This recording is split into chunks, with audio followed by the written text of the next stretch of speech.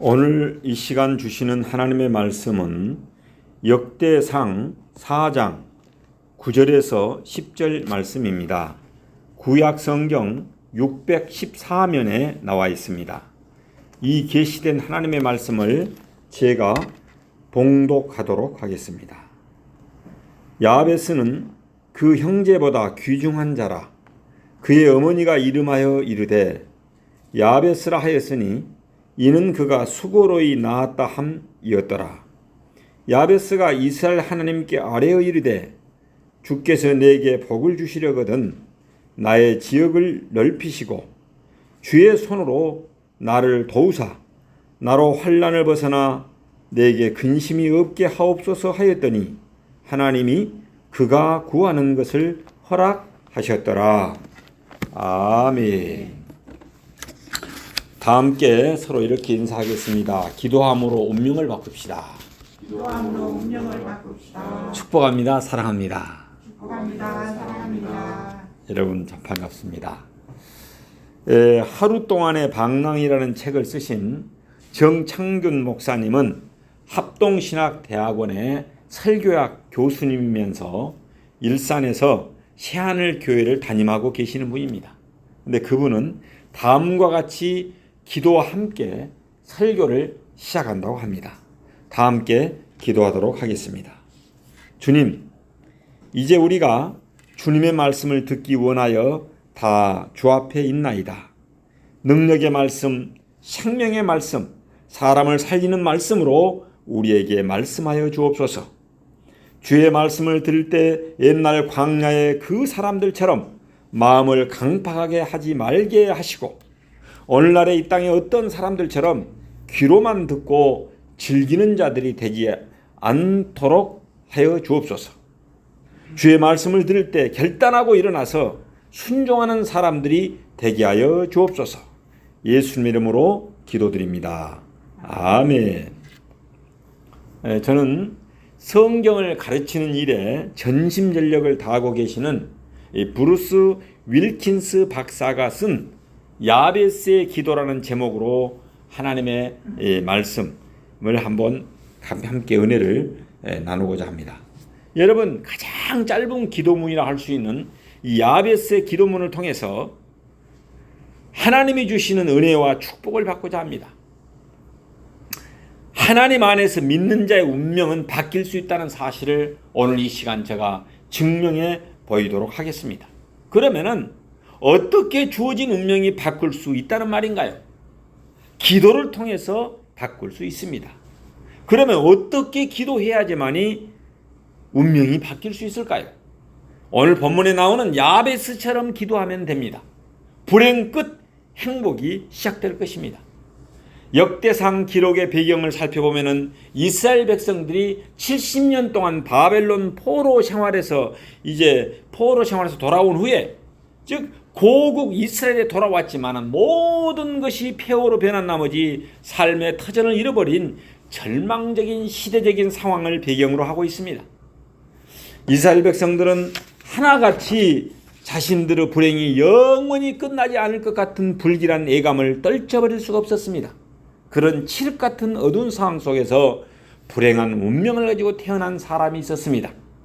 그 사람이 바로 오늘 본문의 주인공인 야베스라는 사람입니다.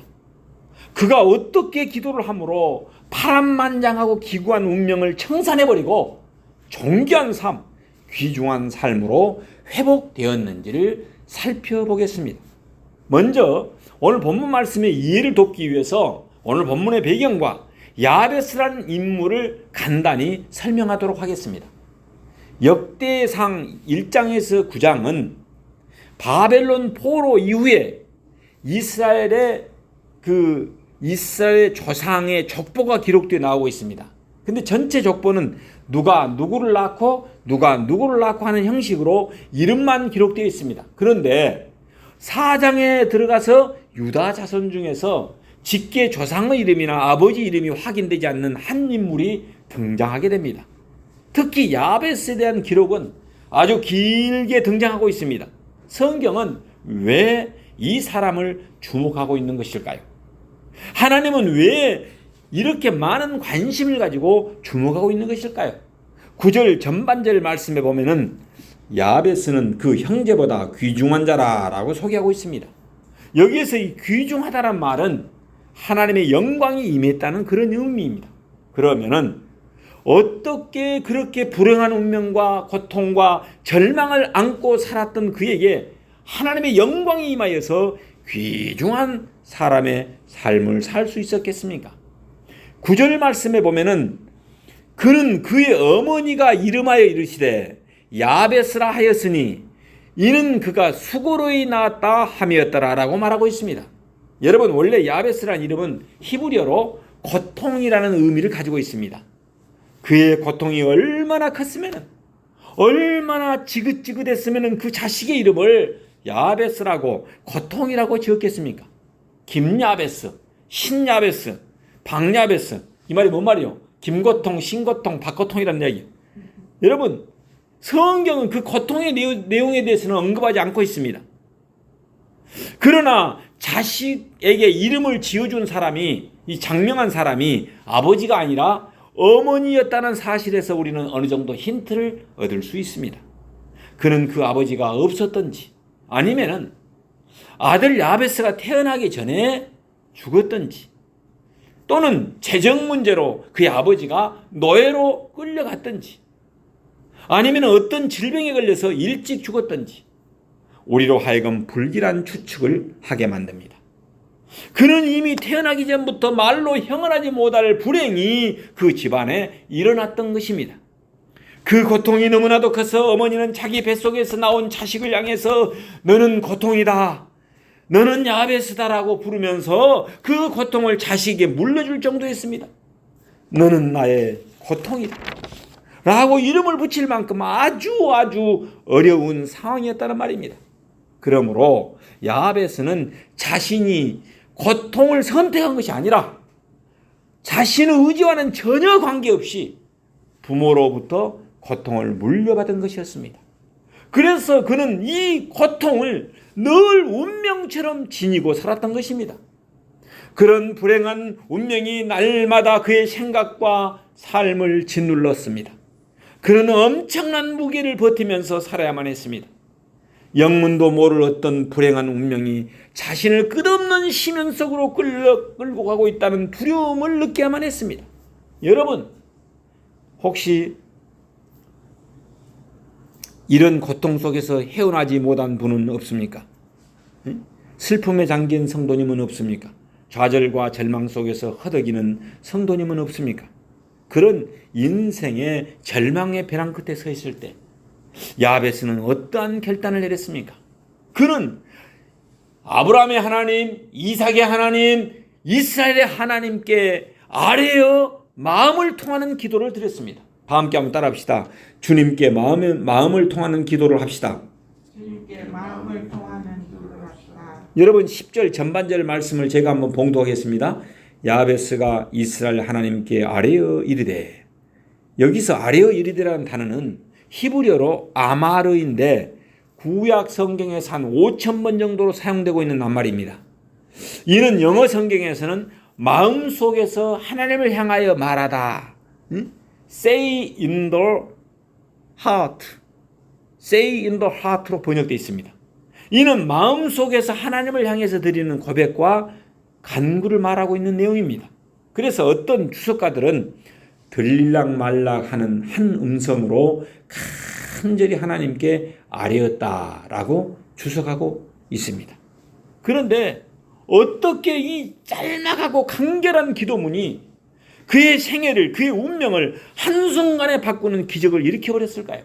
그것은 그가 슬픈 인생을 살면서 오랫동안 마음속에 간직해온 피 맺힌 한의 고백이며 자신의 인생 전체를 하나님께 내맡기는 간절한 부르짖음이었습니다. 야베스의 간구는 마가복음 10장 46절에 나오는 그 디메오의 아들 맹인 거지 바디메오 운명과 같이 참으로 기구한 인생에서 부르짖는 기도였던 것입니다. 맹인으로 사는 것도 비참한데 가족의 보호도 받지 못하고 누구 하나 돌봐준 사람이 없이 거지 신세와 생계를 유지해야만 하는 참으로 불행한 사람이었습니다. 그때 그에게 나사렛 예수님이 여리고를 지나가신다는 말이 들렸을 때 그 맹인 바디오는 소리를 지르기 시작했던 것입니다. 다윗의 자손 예수님, 나를 불쌍히 여겨 주십시오 라고 말입니다.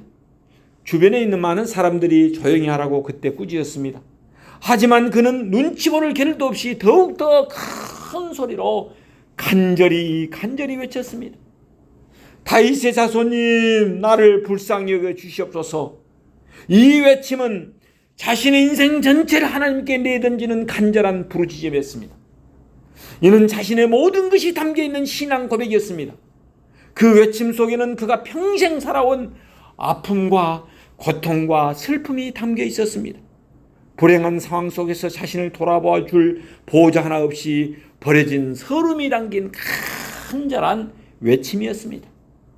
야베스의 기도는 이 맹인 바디메오의 부르짖음만큼 간절하고 절박한 것이었습니다. 오늘 본문 10절 전반절 말씀에서 야베스가 이스라엘 하나님께 아뢰어 이르되라고 되어 있습니다. 여기에서 이르되라는 말은 아주 절제된 기도 형식으로 표현되어 있습니다. 그렇지만은 그 안에는 그가 평생 담아두었던 아픔과 서러움과 고통 속에서 하나님 앞에 부르짖지 않고는 안 될 상황 속에서 나오는 그런 고백이었습니다. 도저히 큰 소리로 아뢰지 않고는 안 될 절박한 상황 속에서 나오는 신앙 고백이었습니다. 그 속에는 하나님의 은혜와 사랑과 그 축복을 갈망하는 비애스러운 한 인간의 울음과 고통이 들어있었습니다. 야베스는 그 아픔과 비애감을 가지고 하나님 앞에 다음과 같이 4가지 기도를 드리고 있습니다. 우리도 오늘 이 시간 이와 같이 기도드림으로써 하나님으로부터 야베스처럼 기도 응답을 받아서 여러분들의 이름이 어린 양의 생명록 책에 기록될 뿐만 아니라 사람들로부터 존경을 얻으시길 예수 이름으로 축원합니다. 첫 번째로 그는 주께서 내게 복의 복을 더하여 달라고 기도하였습니다. 다 함께 한번 따라합시다. 주여, 내게 복의 복을 더하여 주옵소서. 내게 복의 복을 더하여 주옵소서. 여러분, 오늘 봉독한 개혁성경은 주께서 내게 복을 주시려거든 라고 번역되어 있습니다. 그런데 새 번역에는 뭐라고 되어 있습니까? 나에게 복의 복을 더해 주시고 라고 번역하였습니다. 이는 하나님으로부터 복을 받지 못해서 자신에게 고통이 찾아왔다는 것입니다. 야베스가 하나님께 복을 얻지 못해서 불행하게 되었다는 의미가 담겨 있습니다. 이는 하나님의 축복권을 인정하는 고백인 것입니다. 이는 사무엘상 2장 7절에 나오는 한나의 기도와 같은 내용입니다. 한나가 뭐라고 기도합니까? 여호와는 가난하게도 하시고 부하게도 하시며 낮추기도 하시고 높이기도 하시는도다라고 기도에 생명을 걸었던 내용과 같은 고백인 것입니다. 주께서 내게 복의 복을 더하사라는 야베스의 기도 속에는 한나의 간구와 같은 의미가 내포되어 있다는 말인 것입니다. 야베스는 오랜 삶을 통해서 하나님 없이는 열심히 사는 것만으로는 자신의 불행을 바꿀 수 없다는 것을 깨달았던 것입니다. 그래서 그는 복의 참 의미를 하나님께서 결정하시도록 과감하게 하나님께 위임해버렸습니다. 그는 복을 받기를 원하는 시점에 대해서도 하나님께 맡겨버렸습니다. 그래서 그는 어디에서 복을 받게 될지, 누구를 통해서 복을 받게 될지 모든 것을 하나님께 맡기고 단지 주께서 나에게 복의 복을 더하여 주시고 라고 기도했던 것입니다. 이는 참으로 하나님의 응답을 전적으로 신뢰하는 기도였습니다. 이는 하나님의 선하심과 인자하심과 의로우심을 믿고 의심치 않는 기도였습니다. 만약 하나님이 응답 안 하시면 어떻게 하나 하는 염려나 의심은 조금도 없었습니다.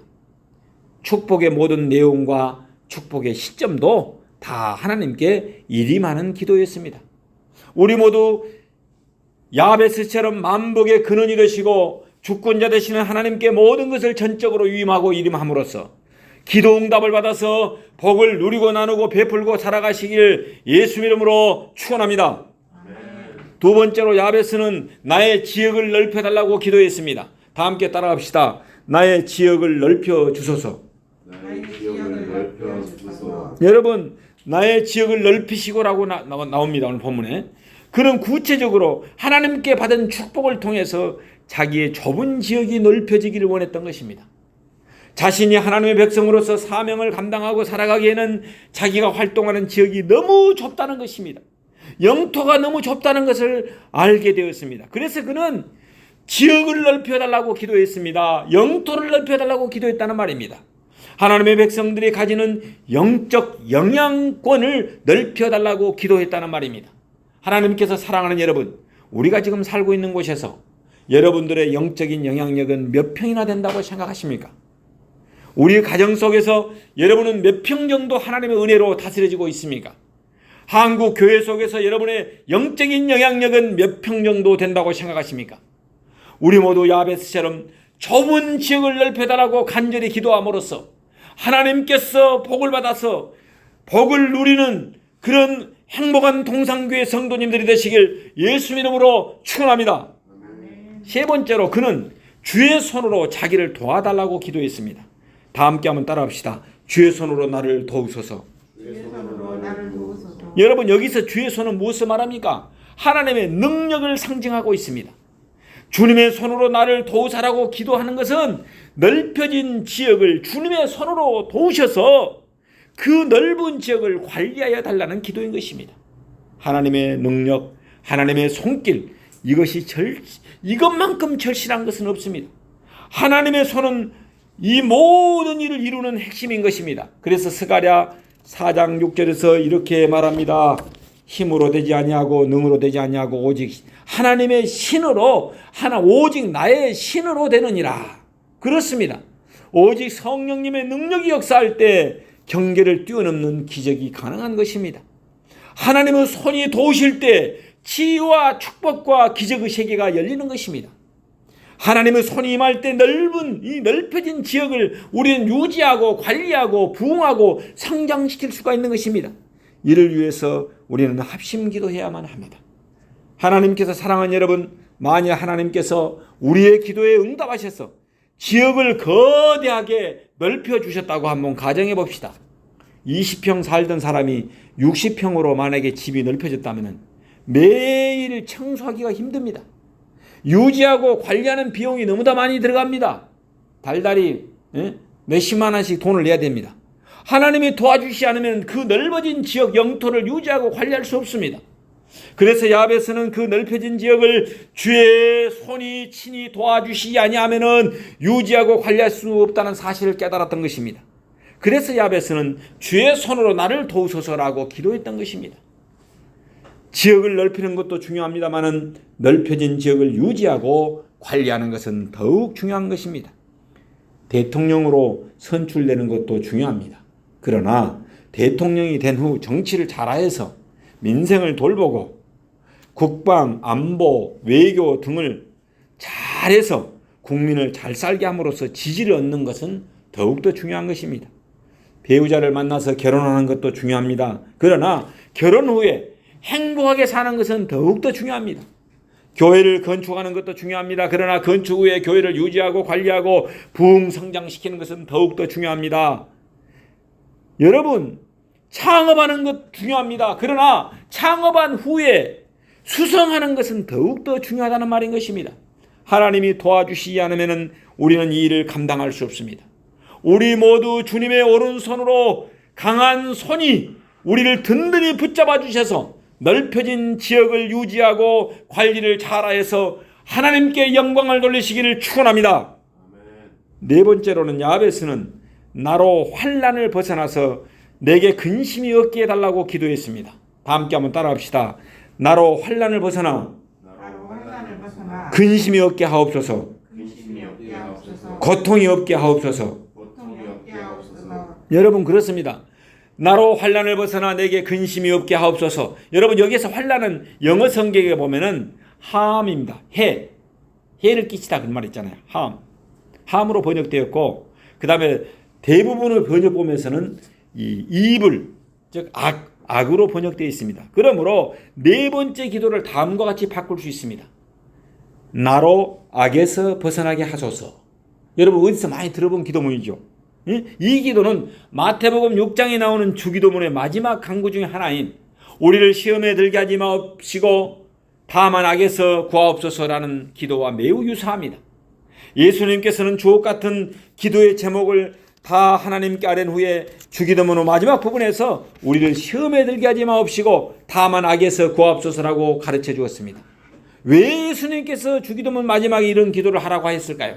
그것은 하나님으로부터 축복을 받은 후에 항상 마귀, 사탄의 시험이 있으니까 조심하고 경계해야 하는 것을 말해주고 있습니다. 야베스는 이런 인간의 연약함을 잘 알고 있었던 것입니다. 야베스는 하나님의 축복을 받고 난 후에 사탄의 시험에 들어서 근심하며 고통스럽게 살 수 있는 그런 위험성을 알고 있는 위대한 하나님의 사람이었습니다. 즉 축복 뒤에는 항상 시험이 뒤따라오는 것입니다. 부족함에 대한 근심이 불평음함으로 바뀌고 우리는 그 분노함 때문에 하나님의 축복과 하나님의 진리를 거꾸로 뒤집는 일을 하게 된다는 것입니다. 나로 환난에서 벗어나 근심이 없게 하옵소서, 고통이 없게 하옵소서라는 야베스의 기도는 얼마나 신앙 속에 깊이 준비된 기도입니까? 이는 하나님의 마음과 의도를 잘 이해하고 헤아리면서 작성된 위대한 신앙인의 기도입니다. 이 기도가 얼마나 하나님의 마음에 맞았던지 오늘 본문 10절 하반절에서 뭐라고 이야기합니까? 아무런 부연 설명 없이 하나님이 그가 구하는 것을 어쨌더라? 허락하셨더라 라고 기록하고 있습니다. 이 짤막한 문장 속에서 야베스를 향한 하나님의 따뜻하고 무한한 사랑을 우리는 읽을 수 있습니다. 하나님께서 사랑하는 여러분, 야베스는 고통으로 점철된 불행한 인생을 진지한 인생 고백이 담긴 간절한 기도를 통해서 운명을 바꾼 위대한 신앙이 되어버렸습니다. 하나님은 야베스에게 슬픔 대신에 희락을 주셨습니다. 고통 대신에 기쁨을 선물하였습니다. 또한 복의 복을 더하여 주었습니다. 지역을 넓혀 주셨습니다. 또한 주의 손으로 그 넓어진 지역을 유지하고 관리할 수 있도록 해 주었습니다. 또한 악에서 벗어나서 근심이 없이 하나님과 동행하는 축복된 삶을 허락해 주셨습니다. 그래서 후대 사람들은 야베스의 기도와 그 축복이 얼마나 크고 놀라운 것이었는지, 그 당대의 사람들은 그 큰 부러움과 격려가 되었던 것을 우리는 성경을 통해서 알게 됩니다. 그래서 심지어는 야베스의 이름을 기념하기 위해서, 고통이라는 이름인데도 그 이름을 기념하기 위해서 야베스가 얻은 그 기도의 축복을 경험하기 위해서 역대상 2장 55절에 보면 이런 말이 나옵니다. 야베스에 거한 서기관 족속이 나옵니다. 야베스에 서기관들은 하나님의 말씀을 필사하는 분들 아니에요. 그런데 이 서기관들이 한 곳에 모여서 살았다는 기록이 성경 오직 여기에만 나오고 있습니다. 그리고 이 한 성을 뭐라고 불렀냐? 야베스의 성이라고 불렀어요. 거대하게 성을 만들어 놓고, 성사학자들은 여기에 나오는 야베스의 성이 바로 야베스 이름에서 유래되었다고 말하고 있습니다. 이제 야베스는 더 이상 고통과 슬픔의 이름이 아닙니다. 기도의 응답과 축복의 대명사로 사용되었던 것입니다. 어려운 상황과 여건 속에서도 고통을 희락으로 바꿔버렸습니다. 환난을 기쁨으로 바꿔버렸습니다. 절망을 소망으로 바꿔버린 역전의 사나이가 되어버렸던 것입니다. 이런 기도 응답의 기적과 야베스의 축복이 우리 모두에게 일어나시기를 바랍니다. 하나님께서는 오늘 주일 예배를 통해서 우리에게 복의 복을 더하여 주시기를 원하십니다. 우리의 고정관념의 경계를 뛰어넘는 여러분 이 주일 아침이 되시기를 바랍니다. 지역을 넓혀주시는 하나님의 능력을 체험하는 복된 시간이 되시기를 바랍니다. 하나님을 만남으로 나의 한계를 뛰어넘는 경험을 하시길 바랍니다. 그리고 이러한 기도 시간들이 차곡차곡 쌓여서 운명이 바뀌는 역사가 일어나시기를 바랍니다. 야베스처럼 마음을 다해서 간절히 기도하심으로 응답을 받아서 운명이 바뀌는 대기적가 역사가 일어나시길 예수 이름으로 축원합니다. 기도하겠습니다.